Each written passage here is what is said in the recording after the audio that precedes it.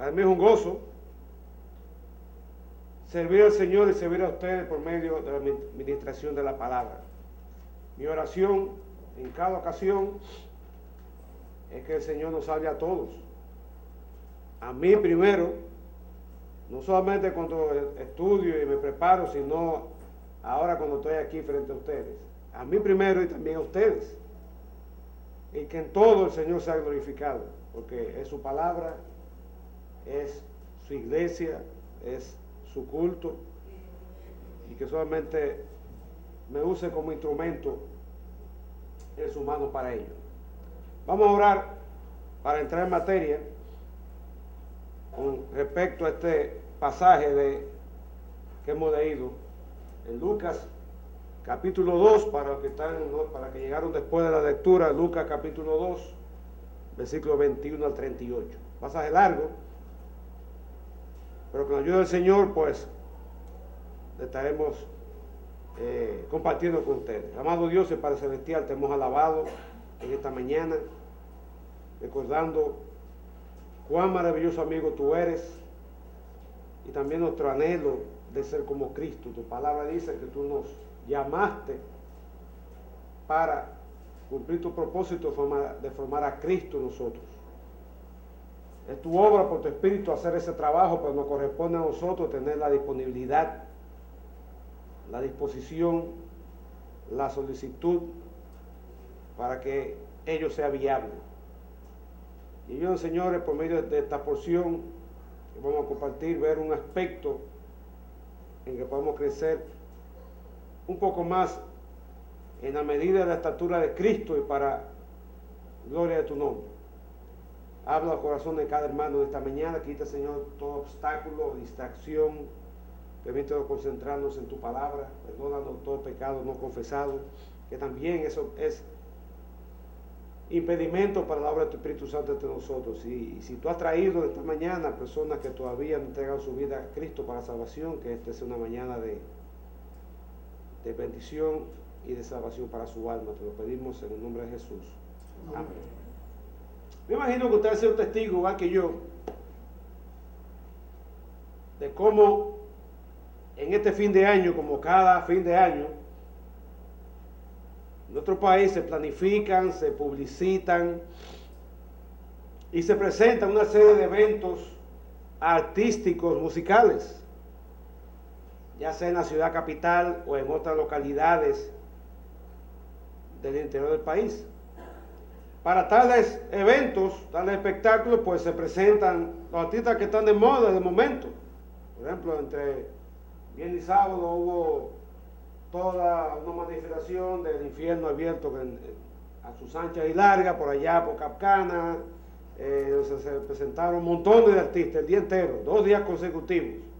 El artista va, uno va, se va a ese entre el otro. Yo sé cómo la gente aguanta 2 días corridos de pachanga, con todo lo que se ve ahí. Bueno, pero eso es lo que se vende en este tiempo, y traen a los representantes de los géneros musicales que están de moda, especialmente entre la juventud. Esos eventos no lo hacen para viejos como nosotros, es la juventud que se puede tirar 2 días consecutivos ahí frente a un estrado, viendo artistas que entran y artistas que se van. Ahora, hay una práctica que yo he notado que se está dando especialmente en los programas de televisión y de radio de farándula. Esos programas de radio y televisión donde se habla mucho de esos eventos y de esa personalidad, donde se realizan concursos en los cuales el premio es poder pasar un rato, breves minutos, conversando y compartiendo con ese artista de moda. Concurso para poder ver a fulano de tal y poder hablar y tener un contacto breve con ese artista que está, ¿verdad?, que es la estrella del espectáculo que se avecina. Y montones de personas participan en tales concursos. con el anhelo, con el deseo ferviente de poder disfrutar de ese breve momento con su artista idolatrado. Quizá cumpliendo un anhelo y acariciando sueños, especialmente en la rama femenina, ¿verdad? Porque cuando es fulano de tal, ya te sabe cómo a las montones de chicas se desviven por estar cerca de su admirada estrella. Y también hay hombres que no se quedan atrás.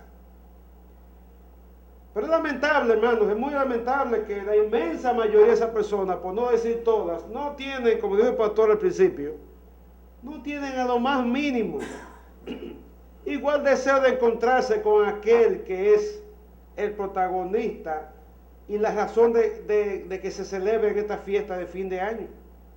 No muestran el más mínimo interés. Yo tengo unos vecinos que el viernes tuvieron una actividad donde la señora de la casa invitó a los empleados que están bajo su cargo, en su departamento, el departamento que ella maneja, y ahí había, entonces al principio de que mucha bendición y mucha Dios te bendiga, y al final cuando comenzaron a arrancar esa música, los alaridos y el vocerío, eso era una manifestación a pequeña escala de lo que pasa en esos grandes espectáculos. Dice que tienen primero el nombre de Dios en mente, pero después se olvidan totalmente y se entregan a la pasión de su carne. De modo que no muestran ningún interés en conocer la verdad. No les interesa, mucho menos venir a los pies del Salvador, para entregar su vida para la salvación. Pero lo que más lamentable, lo más triste, es que muchos de nosotros que decimos que le conocemos, que le amamos, que le servimos, oye, no mostramos ese mismo anhelo por encontrarnos con Jesús cada vez. No tenemos ese mismo interés, ese mismo deseo como tiene esa persona de entrevistarse con su artista favorito, con la estrella del momento. No tenemos ese mismo deseo de encontrarnos con nuestro Dios y Salvador. Si acaso leemos, y yo espero que ustedes lo hagan, leemos nuestras Biblias cada día y oramos, muchas veces lo hacemos de manera mecánica, por cumplir un programa de lectura bíblica o por llevar a cabo o cumplir un plan o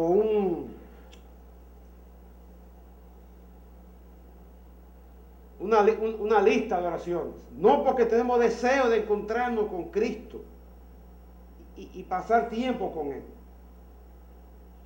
Y es que nos hemos acostumbrado tanto a la vida cristiana. Nos hemos acostumbrado y ya hacemos de ver cristiano un estilo de vida que en marcado contraste con el estilo de lo que conocen a Cristo, pues, ¿en qué nos diferenciamos? Que hoy, en lugar de estar en la playa, estamos aquí, y qué bueno que hace. En lugar de estar en un mall o durmiendo, estamos aquí, pero después de ahí, ¿cómo nos expresamos? ¿Cuáles son los temas de conversación entre nosotros y con familiares y amigos? Las cosas que nos preocupan, de lo que nos quejamos, es lo mismito que caracteriza al mundo y al no creyente. Y no buscamos tener encuentros significativos con Jesús cada día. Y eso tiene su efecto. Eso se traduce en que vivimos vidas cristianas mediocres. Ante cualquier viento de un problema somos tambaleados y tenemos que estar buscando consejos del pastor cuando tenemos el Espíritu Santo morando en nosotros, cuando tenemos la Biblia a nuestro alcance. Si viviéramos la vida cristiana como debe ser, el pastor, su ministerio fuera más viable, más sencillo, más cómodo. Pero si no, pregunta al pastor todas las consejerías que tiene que dar semana tras semana de creyentes que se supone que deberían estar cultivando una relación estrecha con Jesús y estar reaccionando cada día como Dios espera que reaccionemos. Y yo quiero mostrarles este pasaje del ejemplo de dos personajes que aparecen de manera fugaz en el acto bíblico, mas nunca se mencionan una de nuevo. Yo quiero mostrar a través del ejemplo de dos personas piadosas y temerosas cómo ellos reaccionaron cuando se encontraron con Jesús. ¿Cuál fue la respuesta que ellos evidenciaron? Y si tú y yo vamos a crecer en santidad y en piedad,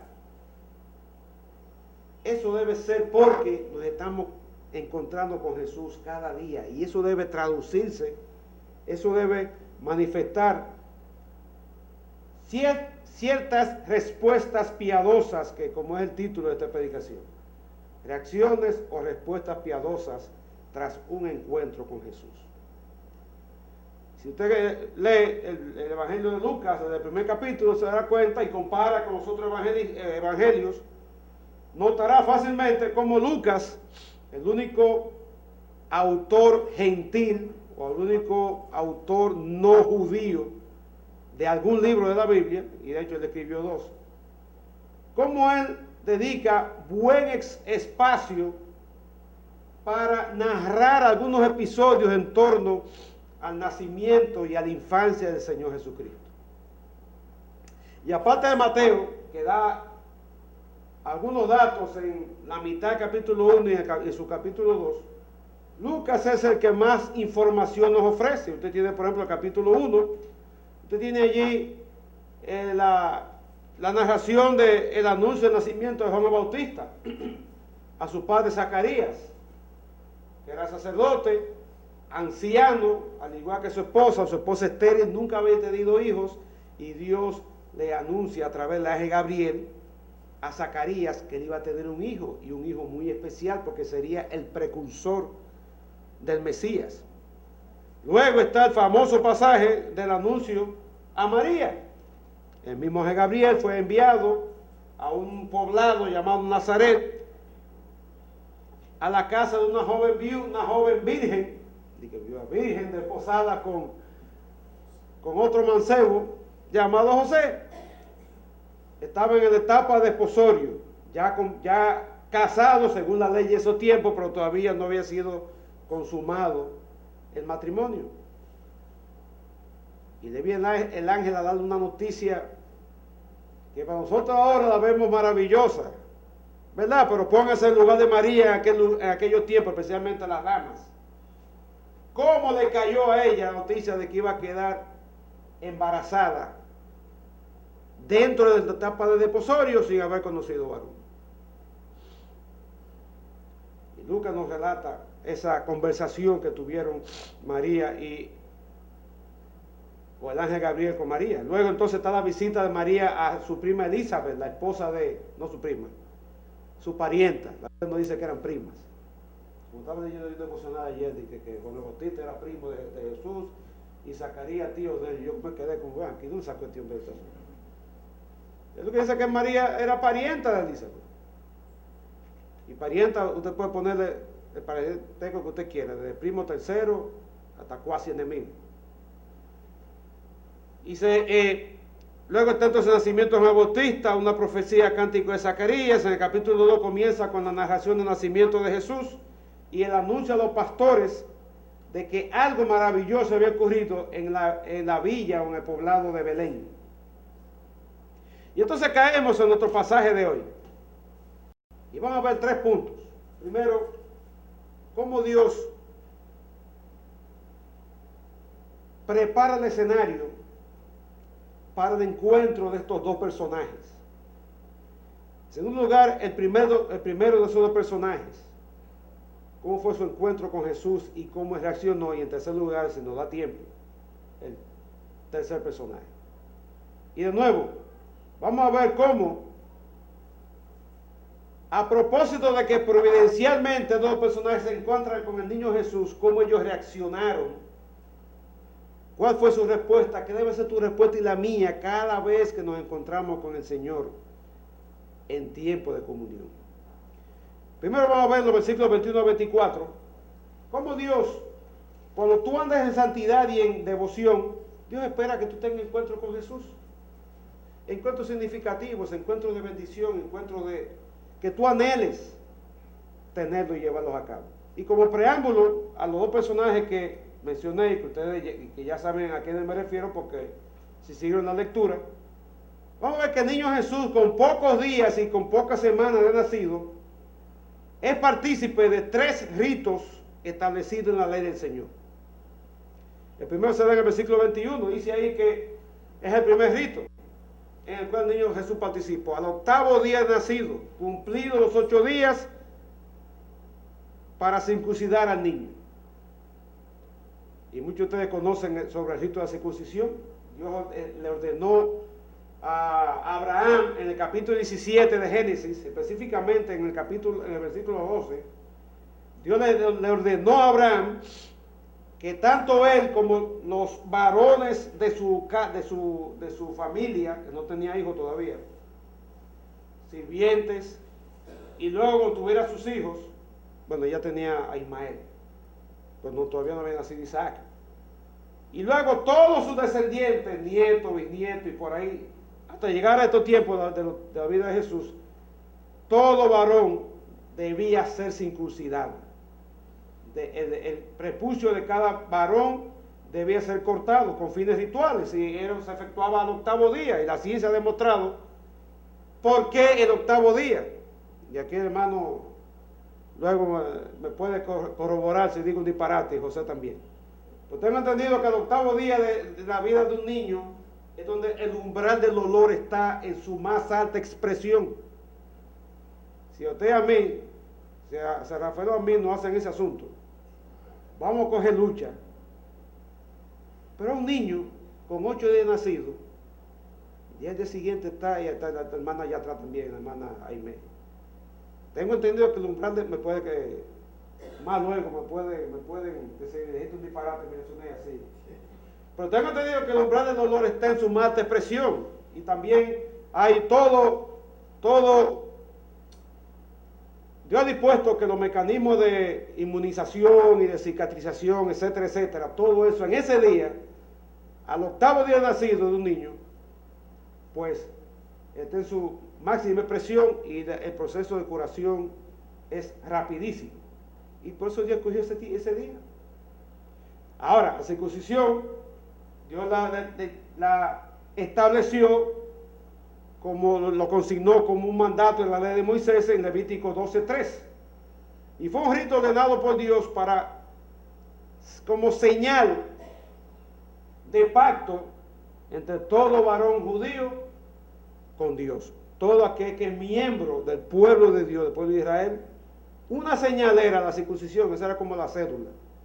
Bueno, no la cédula, pero una señal viva, palpable, visible, perenne, hasta que esa persona muriera, de que ese individuo pertenecía al pueblo de Dios. Pero Lucas no le interesa dedicar mucho tiempo a eso, sino que da ese dato como referencia cronológica a predicar lo siguiente en el pasaje. Y es que ese día se aprovechó para poner el nombre al niño. Dice ahí que le pusieron por nombre Jesús, nombre que ya le había sido indicado a María en el capítulo 1, versículo 31, de que debía ponerle por nombre Jesús. Y también el mismo ángel Gabriel se lo ratificó a José en Mateo capítulo 1, versículo 21, de que cuando ese niño naciera, no le iban a poner Pedro, ni Juan, ni Jacobo, ni Andrés, ni nada que se parezca, sino Jesús, porque ese nombre tenía un significado muy, pero muy particular. Es de la misma raíz donde viene el nombre Josué, el nombre Oseas, y la raíz de ese nombre significa salvación. Y el ángel se lo dijo a José, ¿por qué debían poner ese nombre?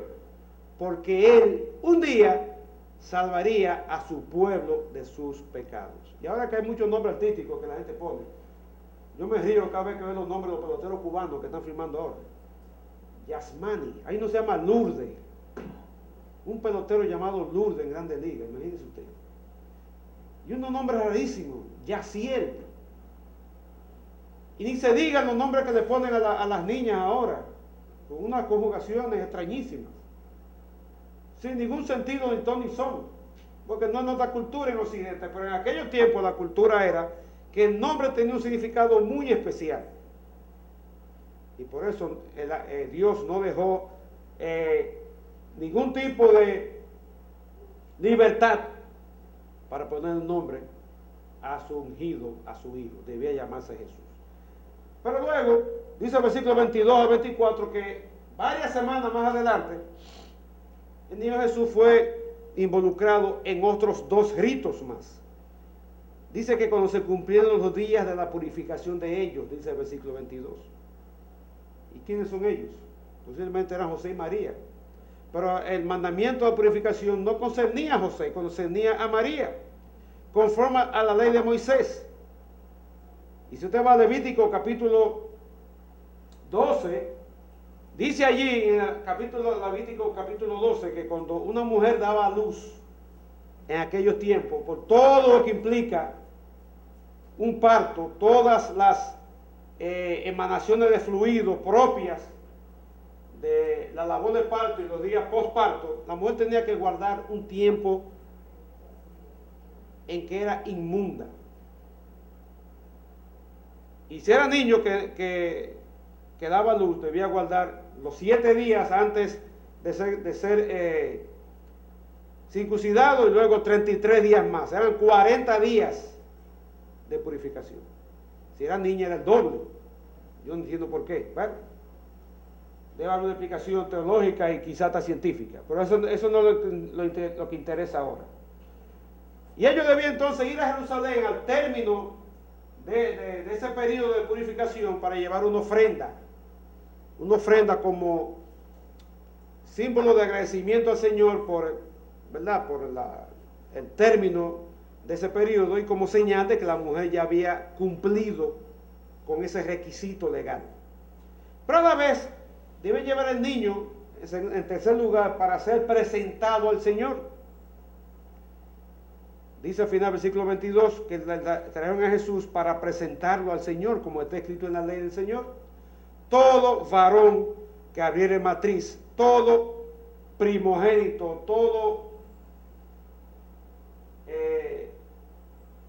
niño varón masculino que fuera el primero nacido tenía que ser presentado al Señor. Eso tiene una historia interesante y una explicación interesante.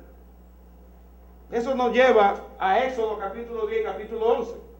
Si ustedes hacen un poquito de memoria, recordarán que en Éxodo está el relato de las 9 plagas con las cuales Dios castigó a la nación de Egipto por la negativa de Faraón de dejar salir al pueblo de Israel, de darle libertad para que fueran a servir a su Dios. Y ante la tosudez y ante la testarudez de Faraón, Dios determinó darle el toque de gracia. Dios iba a juzgar a todos los niños varones primogénitos de cada familia egipcia o gentil.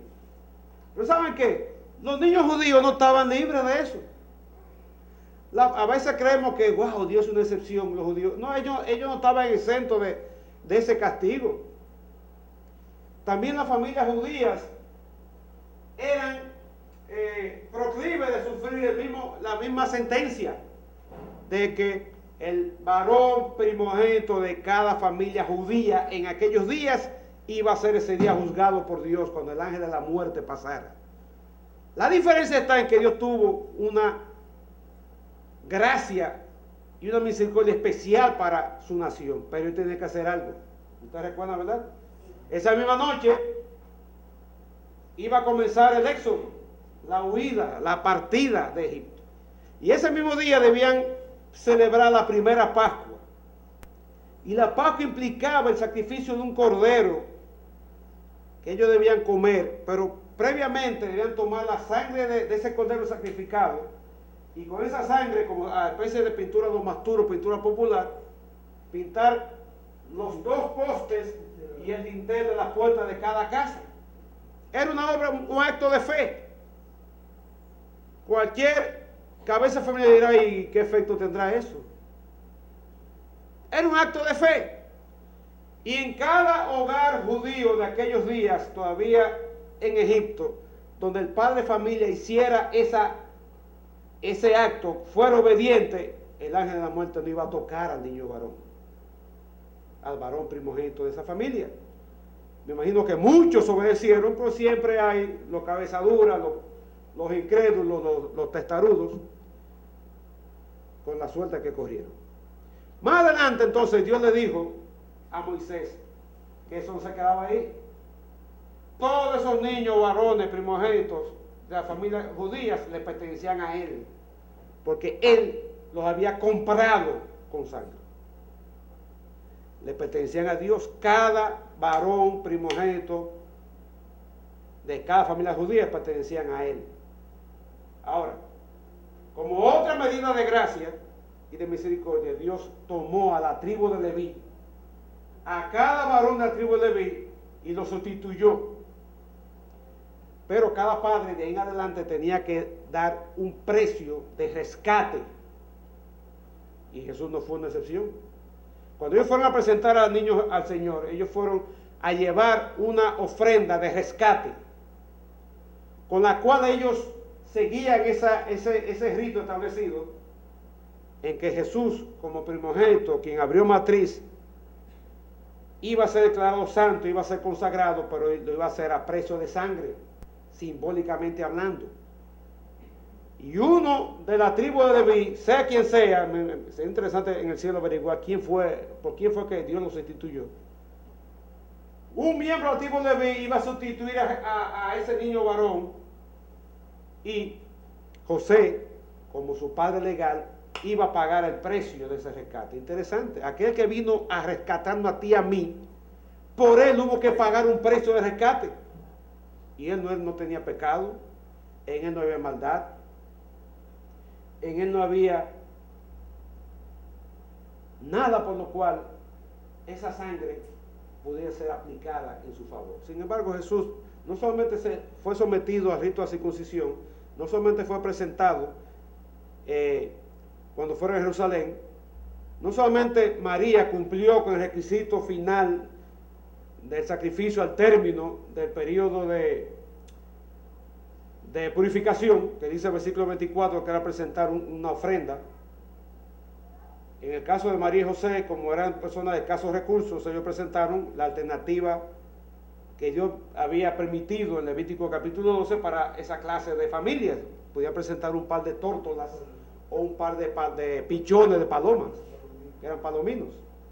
Jesús se sometió a todo eso, primero porque dice en Gálatas capítulo 4, versículo 4, que Jesús vino, nacido de mujer y nacido bajo la ley.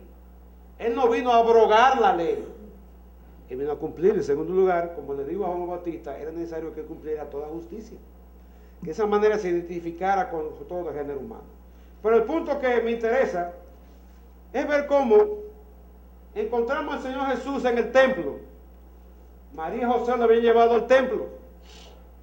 Algo similar hizo Ana, o la Ana de 1 Samuel, la mamá de Samuel, en el capítulo 1, versículos 21-28. Luego de que ella había orado por un hijo, cuando Dios le dio el hijo, y ella no sé por qué razón no cumplió con el rito de purificación, sino que cuando le tocaba ir con su marido al templo, ella prefirió quedarse, terminar de destetar al niño y luego ir y presentar una ofrenda, llevar al niño y dejarlo al cuidado del sacerdote de esos días. Y vaya manera de presentar a Samuel. Bueno, todo se da en muchas iglesias, no sé aquí, en muchas iglesias se da que al niño recién nacido, varón o hembra, se lleva, se presenta, el pastor ora, y se acabó el culto y con su padre. Nadie lo deja en la iglesia para que el pastor se encargue del bebé y su familia. Yo no he oído el primero que haya pasado eso. Pero si con Samuel pasó eso, porque eso fue lo que Ana le prometió al Señor, se le daba un hijo, ella le iba a entregar para dedicarlo por completo servicio al Señor. Yo te pregunto, hermano, ¿estás tú consciente de que tú eres parte del pueblo de Dios? Tú que eres creyente, ¿tú estás consciente de que tú eres parte del pueblo de Dios como debía estar consciente un varón judío por el hecho que fue circuncidado? ¿Estás tú consciente de que tú perteneces al pueblo de Dios y que tú has sido apartado para Él y para su servicio? que somos diferentes, que somos, como dice en 1 Pedro, linaje escogido, real sacerdocio, nación santa, pueblo adquirido por Dios. Entiende que eso implica un compromiso de que cada día, cada vez, tú debes, entre comillas, circuncidarte, quitar de ti ese pecado que te asedia, ese pecado al cual tú eres proclive, quitar de ti la mundanalidad. No esperar que suceda lo que sucedió estos días con el programa este que pusieron en Netflix, para tú decidir cancelar tu cuenta de Netflix, después que te cansaste de ver películas con todo lo que están presentando por ahí. ¿Estás tú consciente de que cada día Cristo te espera para tener comunión contigo? Como el Señor Jesucristo estaba esperando a estos dos personajes que se acercaban. Y esto nos lleva a nuestro segundo punto. A partir del versículo 25 hasta 34. No, hasta 35. 25 a 35. Y es que cuando tú te acercas a Jesús en comunión con Él, tu respuesta debe ser adoración a Él y bendición a otros. Y estando Jesús con su padre en el templo, el evangelista Lucas, el narrador, describe cómo se aparece un hombre muy peculiar, con una aparición fugaz. Apenas aparece en este capítulo y desaparece del relato bíblico. No lo vemos más nunca. Pero se resaltan dos cosas de él. Primero se resaltan sus cualidades espirituales y luego se resalta su respuesta tras encontrarse con el Señor Jesús. Y su cualidad espiritual está en los versículos 21 y 25 y 26. Este hombre se llamaba Simeón. Bonito nombre, yo no sé por qué no le ponen Simeón a los niños. El único Simeón que yo recuerdo, un hermano que está con el Señor, muy querido por mí, que era mi mellizo, porque nacimos el mismo día, el único que nació como 50 años antes que yo. Y de madres diferentes. Muy querido, muy recordado por este servidor vuestro. El único que yo recuerdo que se llama Simeón. Por aquí tenemos el Simeón de la Biblia. No nos dice su edad, posiblemente era un hombre de edad avanzada, un anciano, pero lo que Lucas resalta es que en primer lugar era un hombre que tenía una condición espiritual muy particular. Dice que él era justo y piadoso. Justo y piadoso. Justo es un hebraísmo para indicar a alguien que su vida se conformaba a lo que Dios había estipulado en su palabra, no a lo que los fariseos y los escribas dictaminaban que era como la persona debía vivir, ¿no? Sino como Dios en su palabra ha establecido que debe vivir un hombre que ante los demás demuestre que ama, que teme, que sirve a Dios. Y dice también que era un hombre piadoso, un hombre devoto, un hombre temeroso de Dios, un hombre que exhibía en su vida particular y en su vida pública un cuidado por las cosas de Dios y una veneración por Dios y su persona. Algo similar se dice de Zacarías y de Elizabeth en el capítulo 1, versículo 6.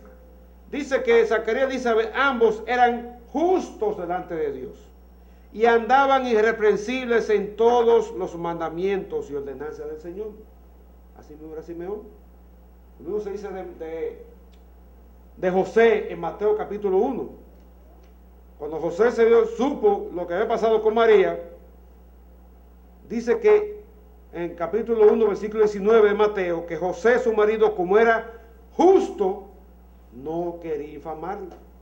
Era un hombre que temía a Dios, amaba a Dios, y su conducta pública reflejaba eso. Y José no iba a hacer de María un espectáculo público ante la noticia que había recibido, sino que él quería, por amor a Dios y por amor a ella, buscar manera de protegerla, pero también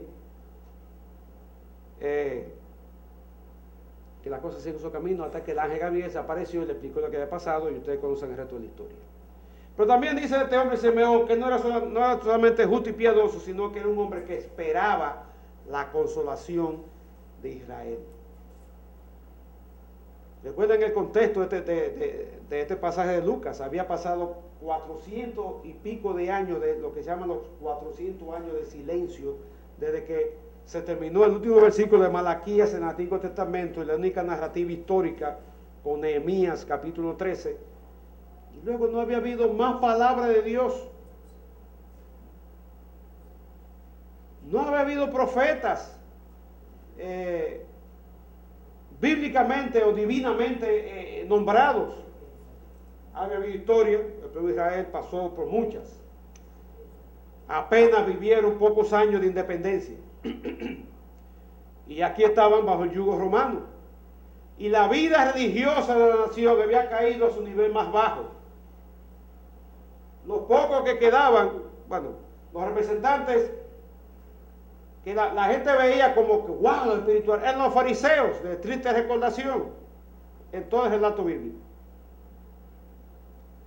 Pero siempre Dios guarda un remanente de hombre que, como Simeón, dice que él esperaba la consolación de Israel, él esperaba la manifestación de ese Mesías prometido, que iba a ser quien traería nueva luz, traería nueva palabra, traería nueva esperanza luego de todos esos años de silencio y de oscuridad. Y finalmente dice que el Espíritu Santo estaba sobre él. Y es una expresión que a mí me llama la atención. Pues si usted chequea en los capítulos anteriores, dice, por ejemplo, en el versículo 41, capítulo 1, al final, dice que Elizabeth fue llena del Espíritu Santo. Dice luego, en el versículo 67, que Zacarías fue lleno del Espíritu Santo. Y por algún lado dice que el mismo Juan el Bautista, del vientre de su madre, fue lleno del Espíritu Santo. Pero Simeón dice que el Espíritu Santo estaba sobre él. Y aparentemente, si ustedes conocen un poquito de doctrina del Espíritu Santo, ustedes lo que enseñan que el Espíritu Santo en el Antiguo Testamento no se manifestaba igual como después de Pentecostés, sino que el Espíritu Santo llegaba donde alguien, lo llenaba, lo capacitaba para hacer una obra especial, y hecho ese trabajo, el Espíritu Santo se iba. Ese fue el temor de David en su oración en el Salmo 51. Él temía que Dios le quitara el Espíritu Santo, que el Espíritu Santo se fuera de él. Pero dice este hombre que el Espíritu Santo estaba sobre él. Posiblemente había una permanencia muy especial del Espíritu Santo sobre la vida de Simeón. Y esa permanencia se manifestó de dos maneras. Primero, como dice el versículo 26, a él había sido revelado por el mismo Espíritu Santo, que él no moriría hasta que pudiera ver al ungido de Dios, que esa esperanza que él tenía en la consolación de Israel, un día él la iba a ver con sus propios ojos.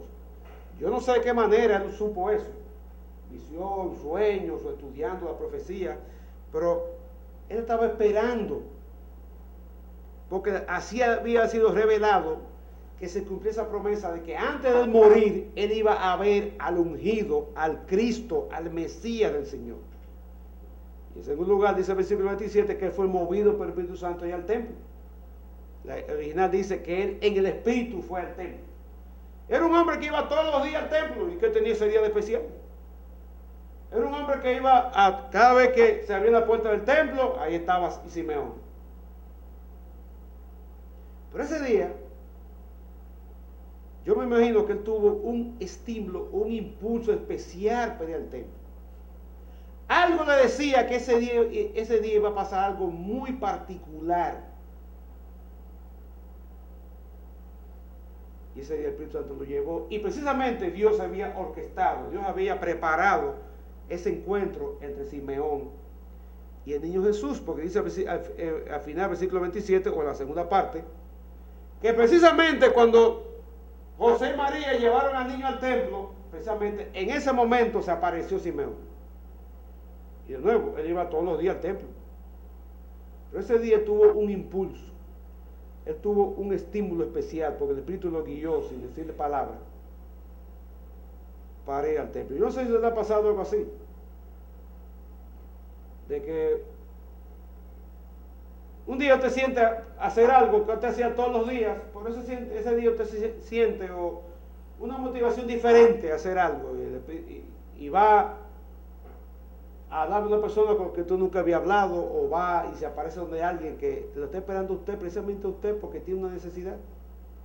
Y cuando andamos en piedad y andamos en comunión con Dios y con su Espíritu, cosas así suceden.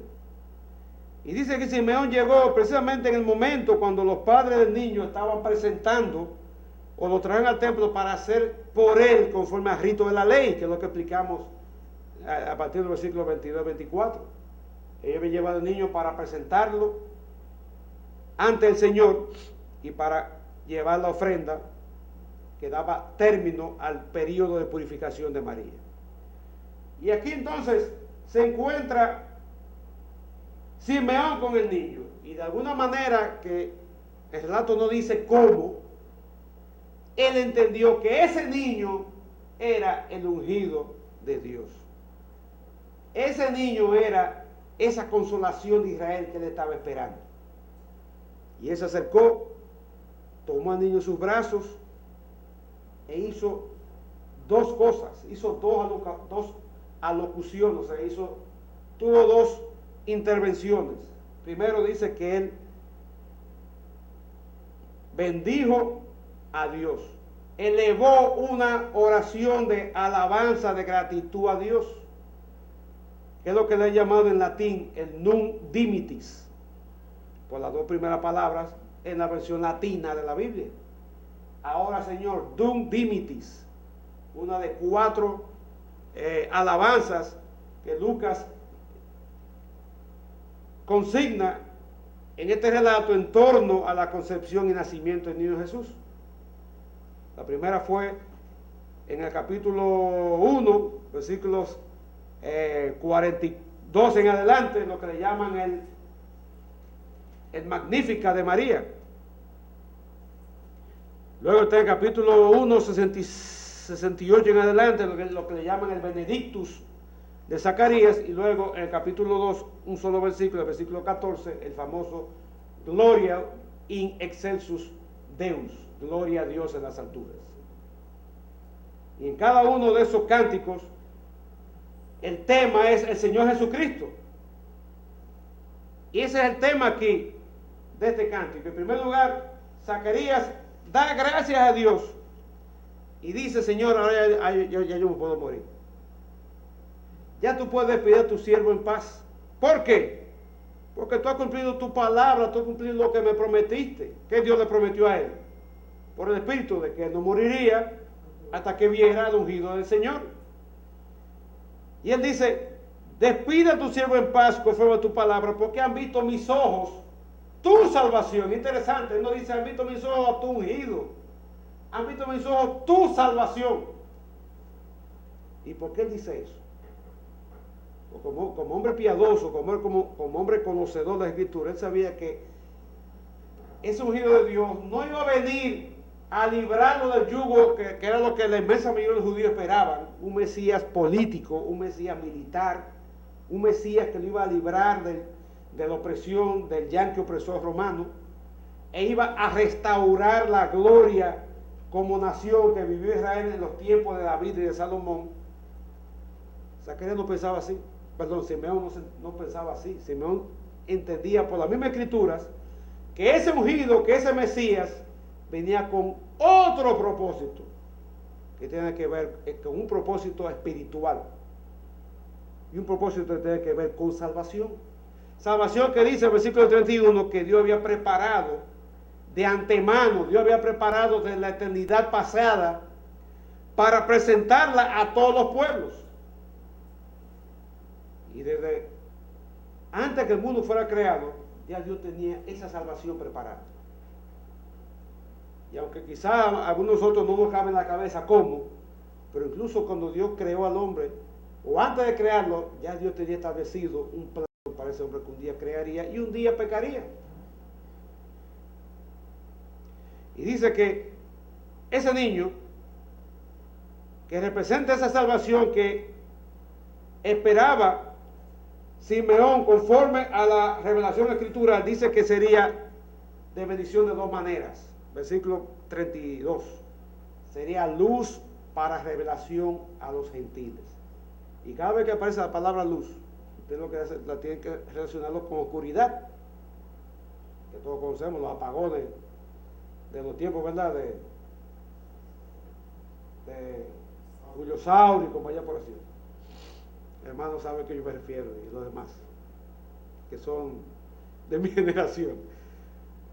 Pero hermano, en esos tiempos, en cuando Jesús nació, el mundo estaba sumido en una oscuridad terrible. Si usted toma la historia de la humanidad y chequea los pueblos que existían en los tiempos de Cristo, había una oscuridad terrible. La China sumida en toda la oscuridad que el laoísmo, el confucianismo y todas las cosas que terminan en ismo, de por allá, oriental. La India con el hinduismo, que tenían cuchumiles de dioses y todo sistema de karma y de castas. Y el mundo romano con todos sus dioses falsos. El mundo griego por igual. Y sin decir las tribus animistas del África, de esta parte del mundo, no descubierto porque ya existían.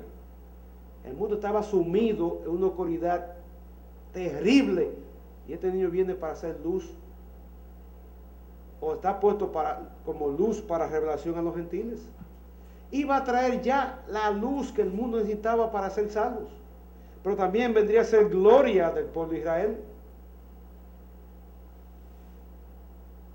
En el libro de Ezequiel se muestra de manera simbólica cómo la gloria de Dios se fue del templo.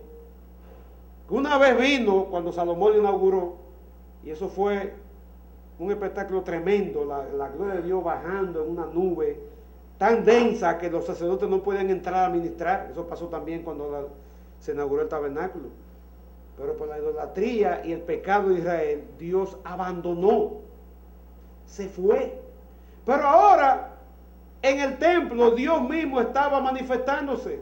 La gloria de Dios estaba volviendo.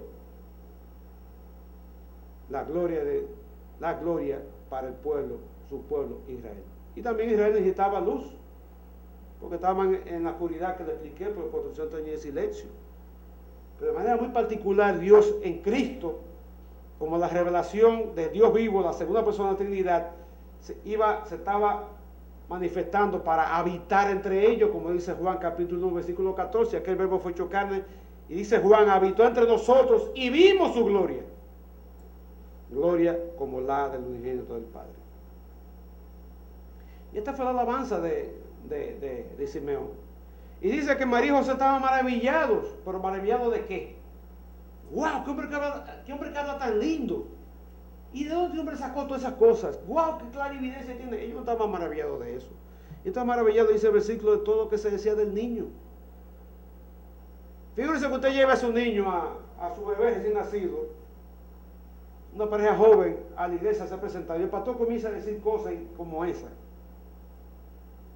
Tengo que esperar para simplemente que oraran por él y punto.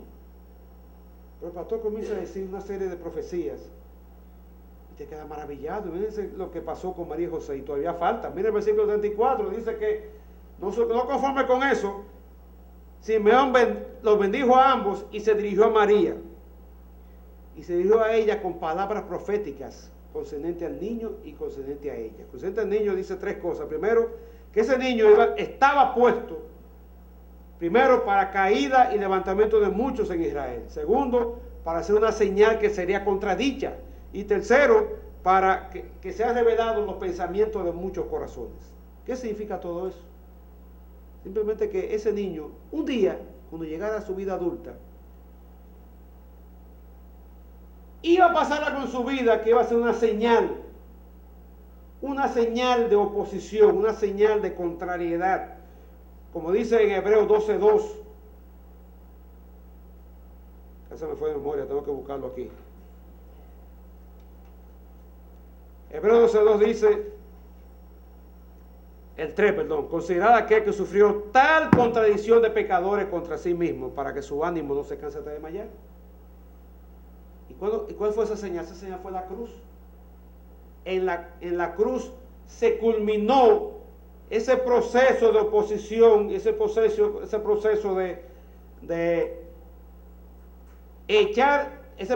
rechazo sistemático y militante en contra de Jesús por parte del liderazgo judío y del pueblo en general. Pero esa cruz iba a servir, por un lado, para caída de muchos. Dice en En Isaías 8:14 dice lo siguiente, Isaías 8:14. Entonces él, el Mesías, será por santuario, pero a las dos casas de Israel será por piedra para tropezar y por tropezadero para caer y por lazo y por red al morador de Jerusalén.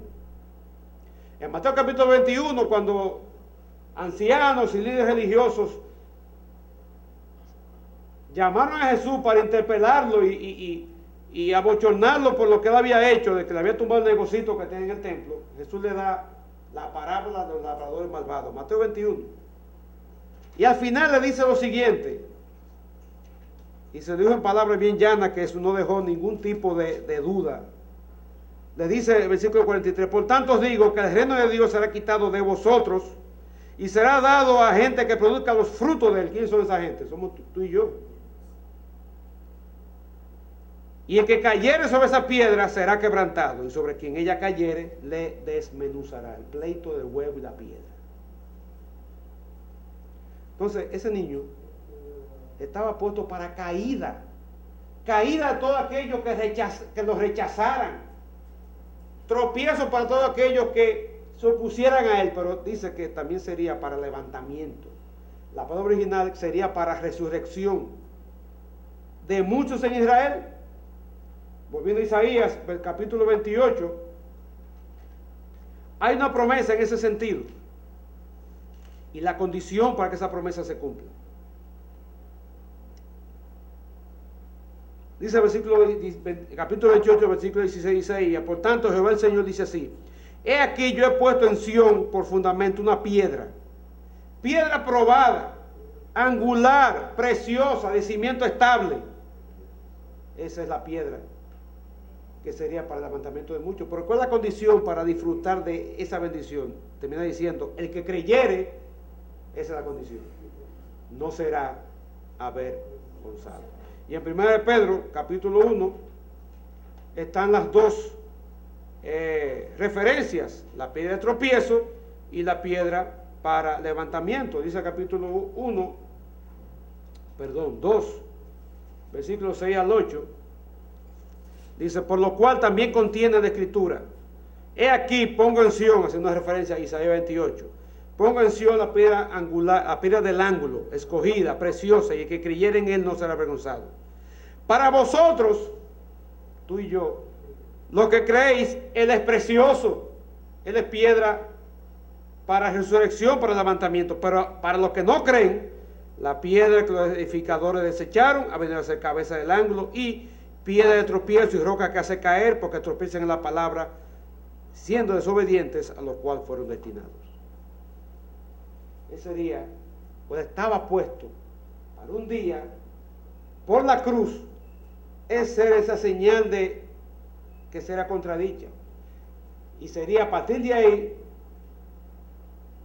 hasta nuestro tiempo y hasta que venga de nuevo, sería para caída y para levantamiento de muchos.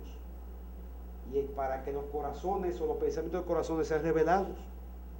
Al escuchar la predicación de la palabra, tu respuesta a la predicación de la palabra revela lo que hay en tu corazón, lo que hay en mi corazón.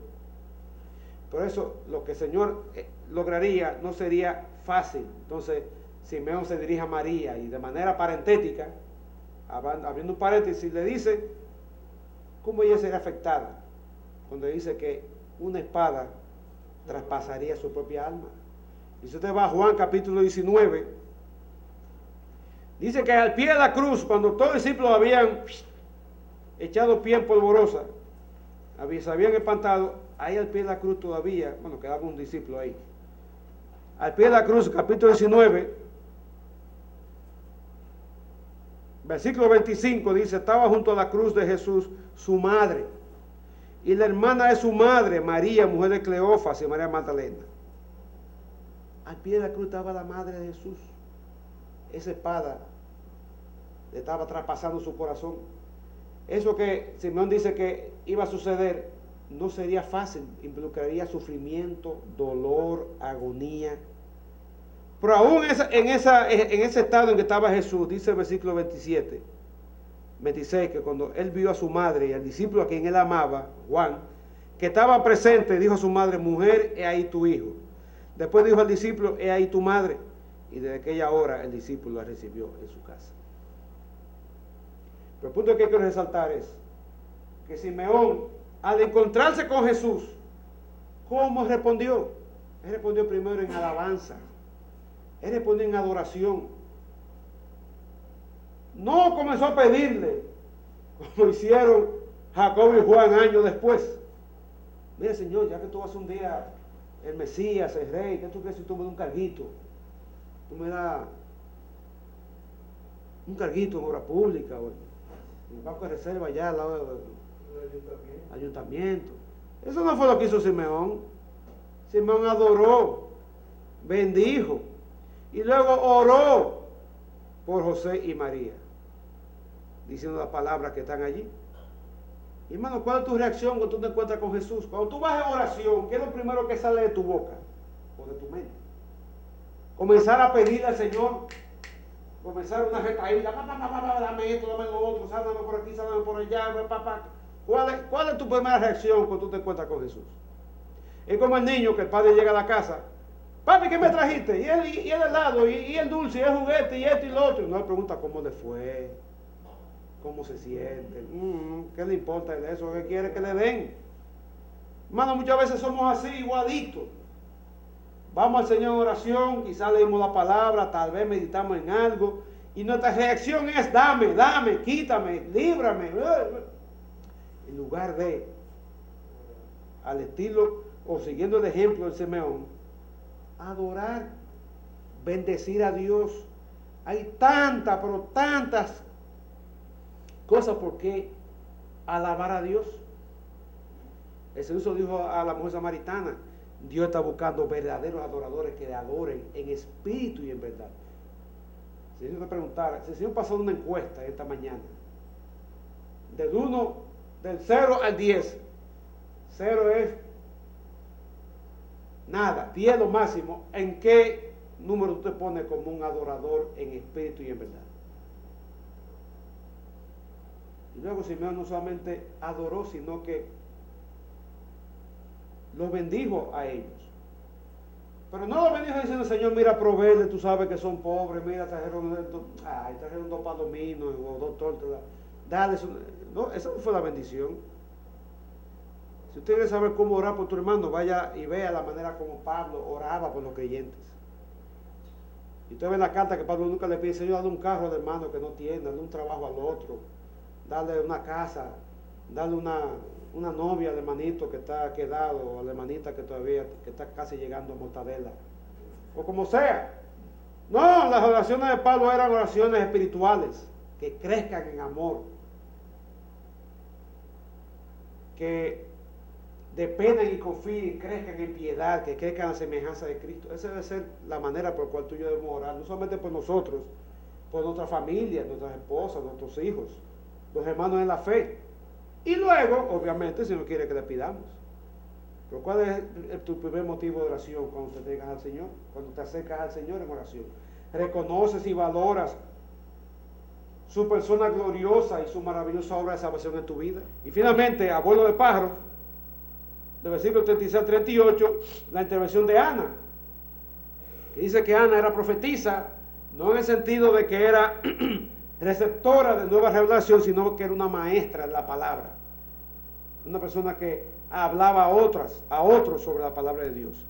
Dice que era de edad muy avanzada, que había vivido con su marido 7 años hasta quedar viuda, y que había quedado viuda era viuda hace 84 años. Hay un poco de controversia ahí, porque si usted suma, por lo general las mujeres judías se casaban en la adolescencia, entre los 15 y los 20 años. Súmele a esos 7 años de viviendo con su marido hasta que él muriera, y súmele 84, o sea, hace que tuviera más de 100 años en ese tiempo. No es improbable, pero posiblemente, como dicen algunos comentaristas, ella tenía 84 años en ese tiempo. Por sea la edad que sea, se resalta su piedad, porque dice que ella no se apartaba del templo, sino que servía de día y de noche con ayuno y oración. Era parte de ese remanente que al igual que Simeón, esperaba la liberación, esperaba la consolación de Israel. Y Dios obró, como dice el versículo 38, que ella se presentara en esa misma hora. ¿En cuál hora? Cuando José y María llevaron al niño al templo para ser presentado y llevar la ofrenda. Y cuando Simeón comenzó a hablar, Dios obró de manera coincidencial. ¿Cómo todo cataloga? ¿Coincidencial? Yo digo que no, que fue providencial.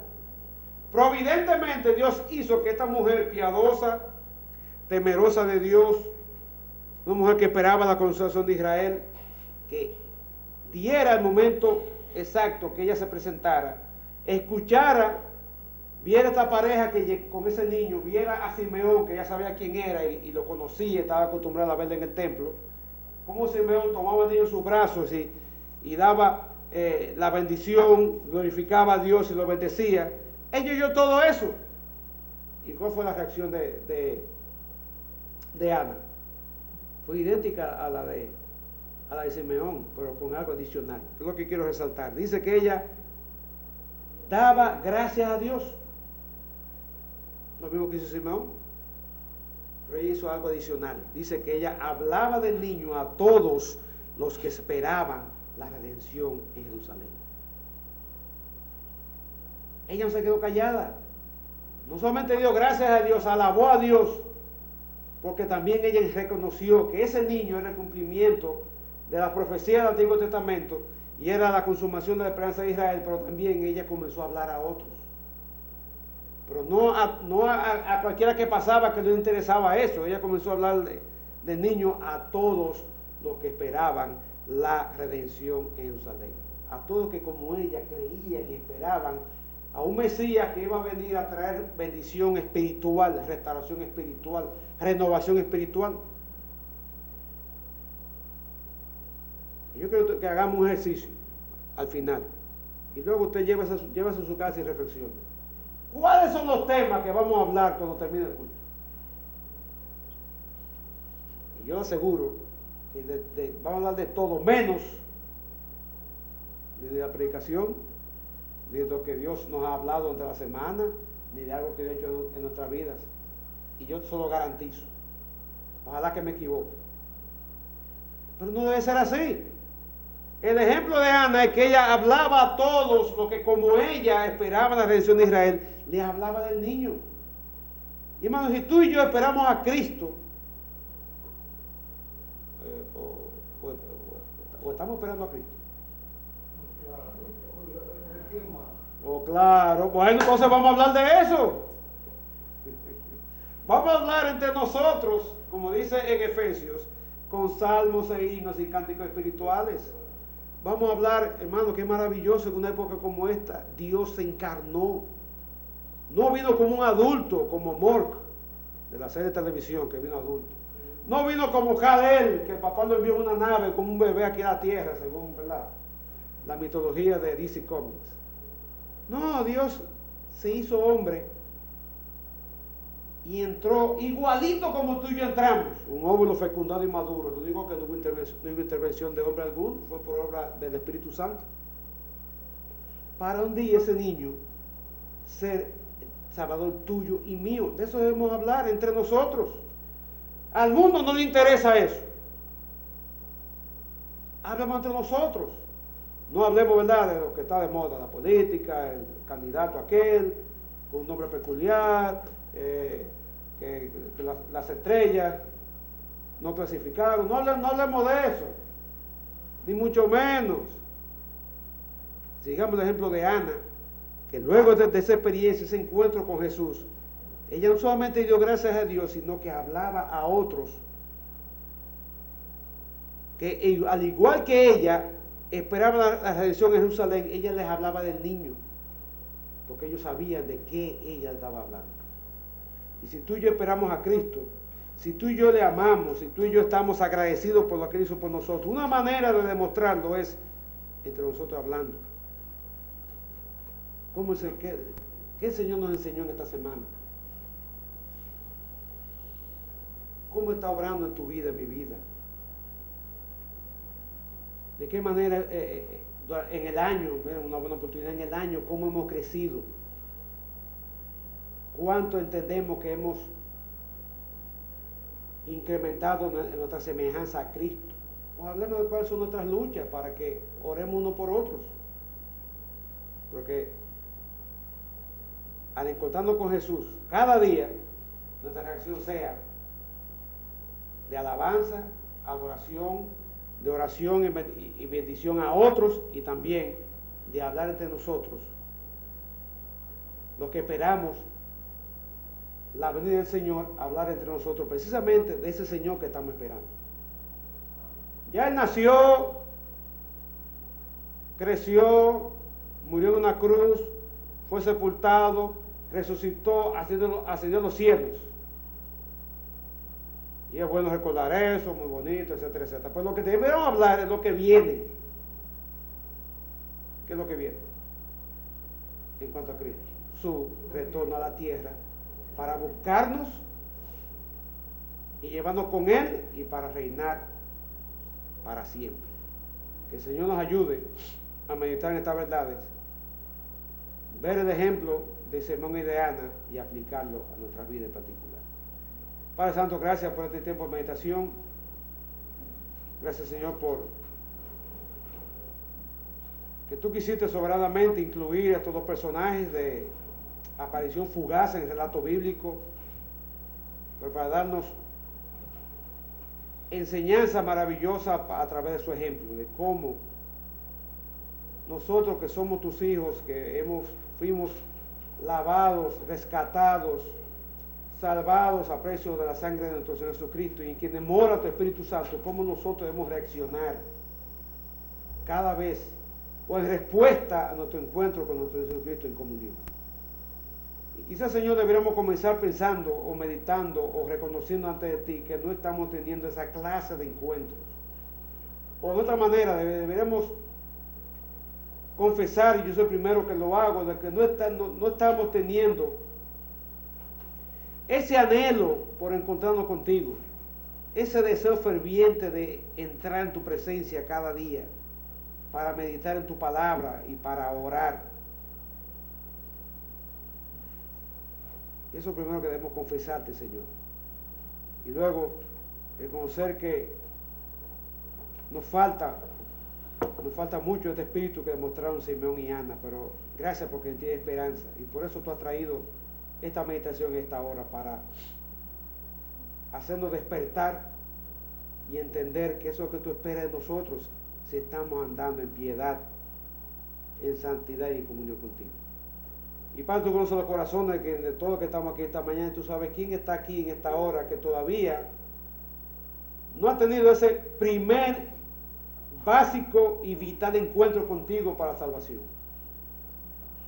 Tú sabes, Señor, quiénes están aquí que todavía están luchando por no entregarse por completo, no rendirse por completo a nuestro Señor Jesucristo para ser salvos. Yo te pido, Señor, que tú sigas redarguyendo y sigas hablando en sus corazones y les traigas convicción de pecado. Y si tú estás aquí en esta hora, en esa condición, yo te ruego, en nombre de Jesús, que entregues tu vida a Cristo para la salvación. La gran mayoría, por no decir todo, que estamos aquí esperando a nuestro Salvador. Yo te pregunto, ¿y tú? ¿A quién esperas? Si no tienes a Cristo en tu corazón, lo que te espera es el castigo y la muerte eterna. Pero Cristo vino y nació, creció, fue a una cruz y murió y metió su sangre por ti, para que tú seas salvo de esa ira venidera. Te animamos a que le entregues tu corazón a Cristo para la salvación. Y qué maravilloso sería que en esta temporada tú le entregues a Él tu vida y comiences a caminar y a tener comunión con Él y manifestar esas mismas reacciones y respuestas que hemos visto que tuvieron Simeón y Ana. Padre, gracias por tu palabra, glorifícate en medio nuestro, en el nombre de Jesús.